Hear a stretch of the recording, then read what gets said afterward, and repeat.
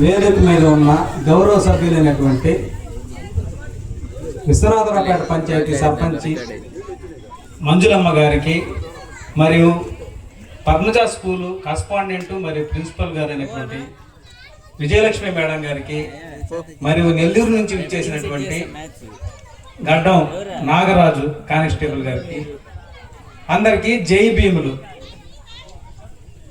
అందరికీ జై భీమ్. జై భీమ్ అంటే జ్ఞానం వర్ధిల్లాలి. మనందరికీ ఇప్పుడు జ్ఞానం వర్ధిల్లిందా లేదా అనేది కొంచెం ప్రశ్నార్థకం.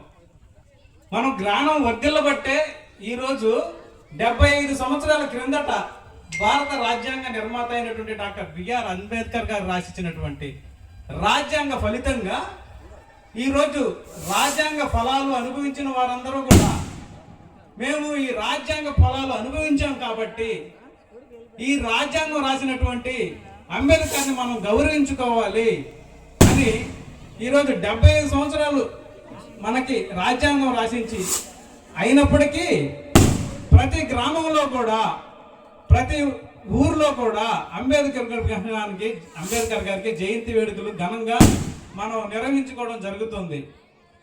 మరి ఆయన జై భీమ్ అని ఎందుకు నినాదం ఇచ్చాడంటే మీరందరూ చదువుకోండి, చదువు వల్ల జ్ఞానం వస్తుంది, జ్ఞానం వచ్చిన తర్వాత మీరు మీ జీవన విధానాన్ని మీరు డెవలప్ చేసుకొని మీరు గ్రామంలో ఈరోజు మనం అందరమే కూడా